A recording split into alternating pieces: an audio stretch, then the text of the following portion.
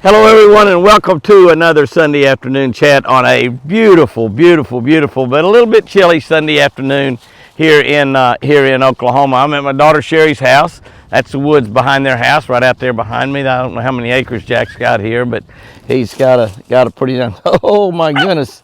Oh my goodness! Did something get you? That's Benelli you hear whining back there. I think the barbed wire fence got her back there. Went through a barbed wire fence, and I think it cut her a little bit, or at least that one of the barbs bit her a little bit, and she thought something was on her and biting her. It's amazing. They'll learn to be a little bit more careful around those barbed wire fences. Absolutely no doubt about that. What a great week we had. We didn't wasn't at the Eagle a whole lot this week.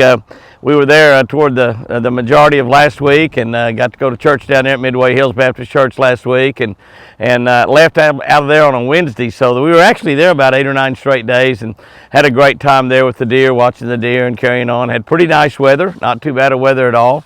A couple of days in there that was really nice, but just pretty chilly really all week.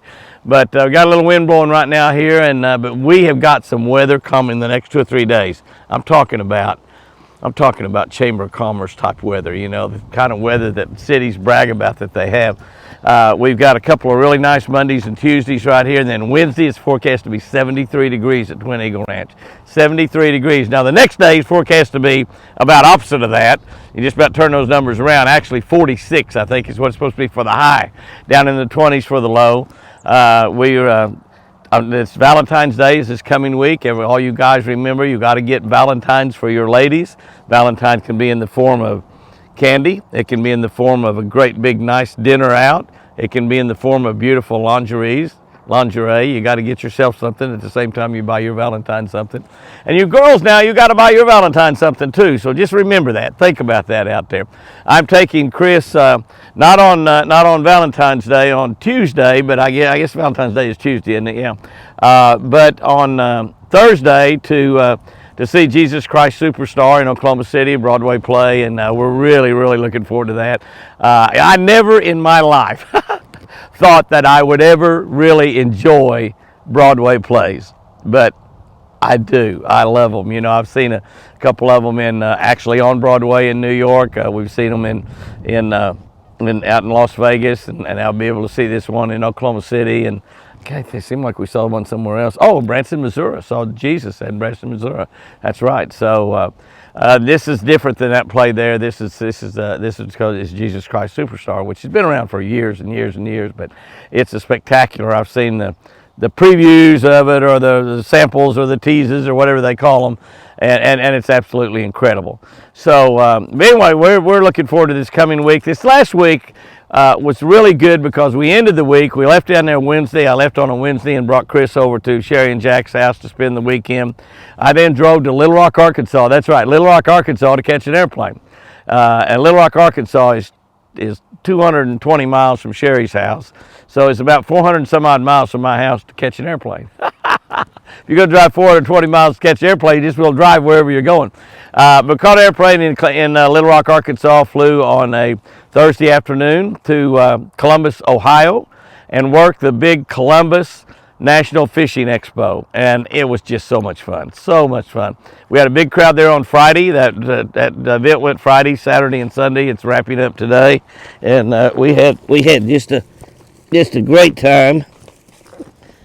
Well, sorry about that, but Benelli decided that she wanted to read my Catch a Better Life book, and you can see I had it laying on the ground. This is Benelli right here. See that right there? It's Benelli. By the way, if you are not subscribed to the Catch a Better Life channel on YouTube, look at that. She's reading right from the front of the book. Reading right from the front of the book. Look at that. I tore that page out. I actually left this book out in the rain the other night. I left it out on my front deck, and I sat there all day, and it rained on it, and so some of the pages are beginning to stick together. So I don't know. I might just draw a name out and give that to somebody, you know, because that's a special one right there. Pages are gone out of it. Teeth marks on it. Got the corner of it. I heard her having some fun there, and I looked down, and sure enough, this is what was happening. So the joy of raising a Labrador pup, the joy of raising a Labrador puppy. I mean, who could do it any other way?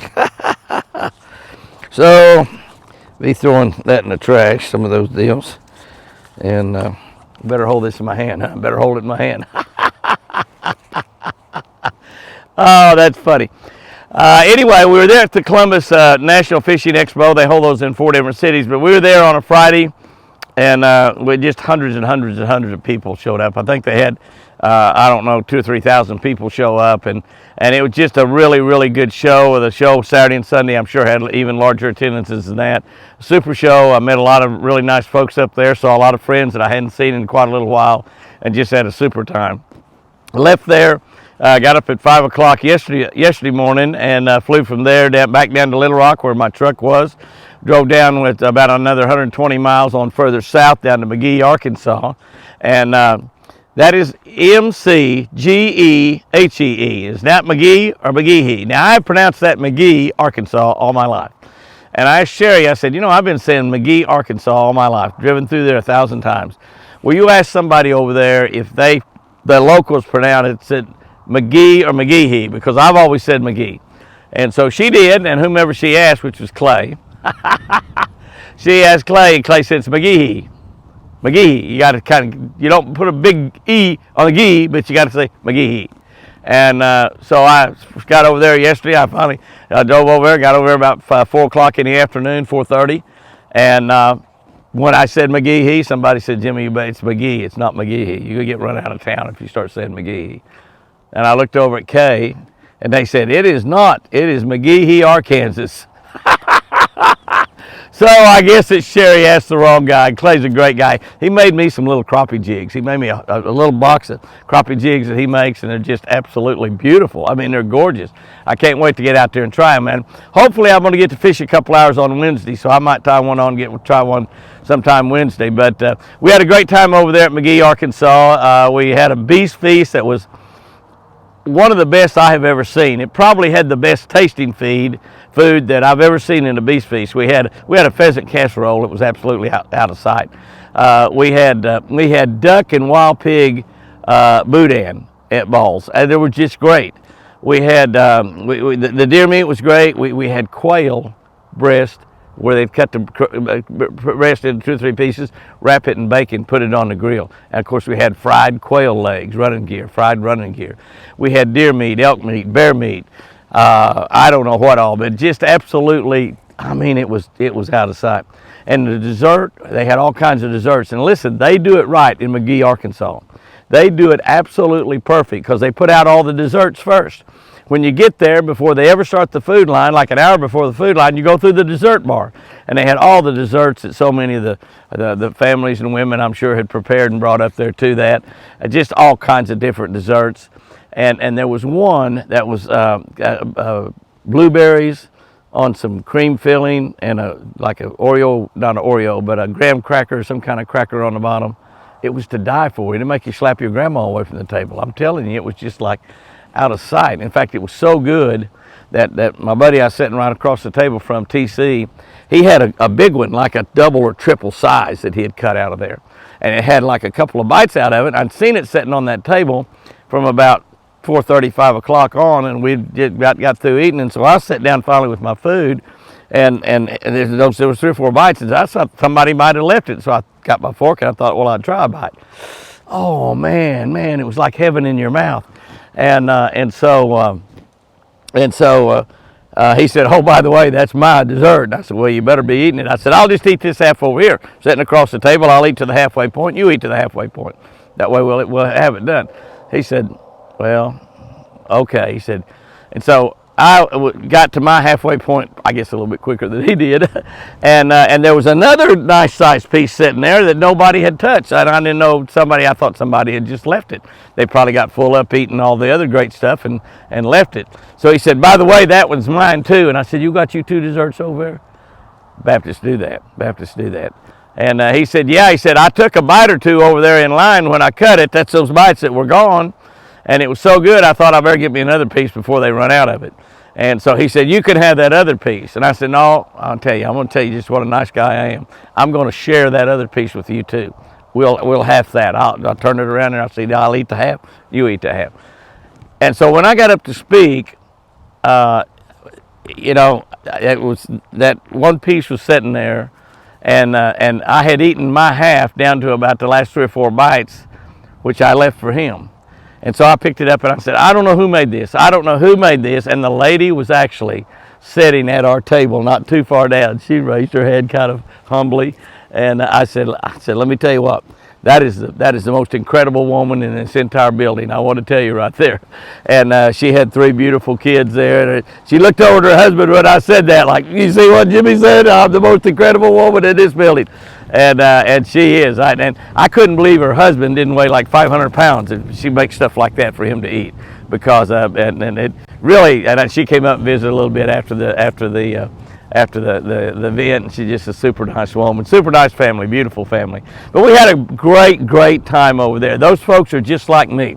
The McGee, Arkansas, South Arkansas, hunters, fishermen.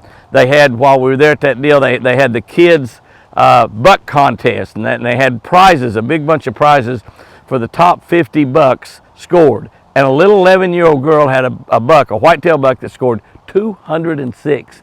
That's 206 inches of antlers.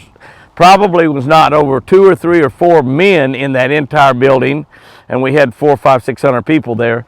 Probably not 2 or 3 or 4 men in there that had killed a deer that big. And this little girl's 11 years old.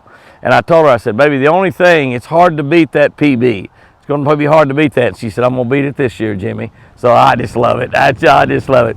And even when you got down to maybe the top 50 deer, the youth buck contest, got prizes, real nice prizes, real nice. A lot of tree stands and various things to hunt and fish with, rod and reels and tackle boxes and all kinds of stuff that they had for these kids. But when even when you got down to about number 30 in the scoring, is like 125 or 130 score deer. So these kids really done good. That's a great area. That's farm area over there around Dumas, around McGee, Arkansas. Farm area, and they've got a lot of big bucks in there, and those kids are getting after them. I guarantee you, they're getting after them big time. So we had 2 great personal appearances this next weekend. I think, again, I'll check this out and do another video throughout the week, but I think that we only work Saturday this weekend. I think, in fact, I believe I'll be back at the ranch Saturday night and be able to be in my own church again, Midway Hills Baptist. I think I've been there two Sundays in a row, which is kind of unusual. Haven't missed any Sundays, but I've been over here at Keys Baptist Church just about as much. Of course, I don't know if they'd ask me anyway, but figure if I keep coming over here week after week after week like I've been doing, they might ask me if I want to be a deacon over here again, but probably not. Probably not. I am a deacon down at Midway Hills. But they may kick me off over there if I don't start showing up a little bit more often. But this is the time of the year we're working a lot on the weekends, and sometimes we work Saturday nights of events. And next Saturday night is an event that we work Saturday night. So I actually will be flying back on Sunday morning back home. Sherry's coming to the ranch. We will be at the ranch all week. Chris will be there next weekend. Sherry will actually get to go to our church down there next Sunday morning and take Chris to our church down there, Midway Hills Baptist, between Sulphur and Davis, Oklahoma. So we've got a really great week planned this week. Valentine's Day coming up on the 14th. Going to go see Jesus Christ Superstar on Thursday night, the 16th. And then we will be a church south of Birmingham, Asheville, Alabama. Asheville, Alabama. I'll give you a little more information about that. I want to think that event might start a little bit earlier in the evening, maybe around 4:30, 5 o'clock. But anyway, it's Thursday evening. Saturday evening, the 18th. Oh, Lordy mercy. It'll be in Oklahoma City while you're watching that play. But they're Saturday evening. So if you're anywhere around Birmingham area, the Atlanta area, or this side of Atlanta, we'll be at that church. And I believe that is probably First Baptist Asheville. I'm not positive of that, but I believe it's First Baptist Asheville, Alabama. And we're going to have a great evening that evening, I promise you. You know, it's a great Baptist church there, great individuals in that church, and we're going to have a great time. So plan on being there if you're anywhere around Asheville, Alabama. And I'll give you a little more information about that this week. I just don't have any of that stuff in front of me right now. We are close. We've been talking about February 14, February 16. A big date is February 15. February 15 in the South, and it depends on where you are in the South. You may live further south, and this happens a little bit earlier. But February 15th in southern Oklahoma, Arkansas, southern Missouri, really pretty much the whole state of Oklahoma, not just southern Oklahoma, but that February 15th is the day on a calendar where the year sort of turns around.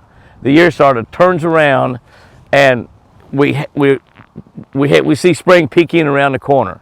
And we have days like this, which is still a little bit chilly, but a really nice, beautiful, sunshiny day, blue sky everywhere. And we've got days then, the next 2 or 3 days, 3 days in a row, where it's going to be 60, 65, 70, 73, 74. And then another little cold front will come through, and it's going to be 46 degrees. But that cold front is only going to last like a couple, 2 or 3 days. I think we got like a Thursday, Friday, Saturday. And then Sunday, Monday, Tuesday, it's going to be back up in the 60s. And then you may have another little cold front. So the cold fronts are shorter durations, and they're not nearly as violent. They're not nearly as bad. It doesn't get nearly as cold. And then you're followed by some weather that's warmer than it's been in several months. So we're turning into spring. It's turning into spring. So February 15th, that happens this week. I think it's on a Wednesday.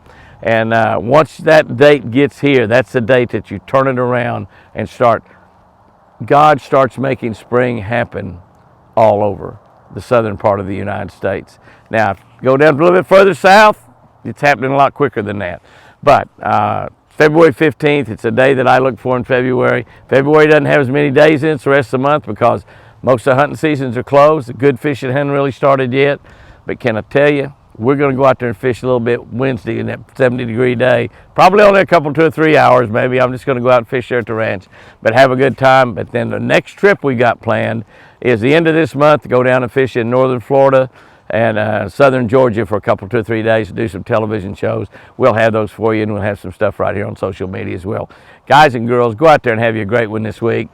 One of the greatest times of the year is this beginning to start happening, spring. Spring, when God takes these dead trees, dead grass, dead everything, and breathes life back into it. And you know, it happens year after year after year. We have a God that is faithful to do the things that He's promised. Guys and girls, go out there and have you a great week. And remember, I sure do love you.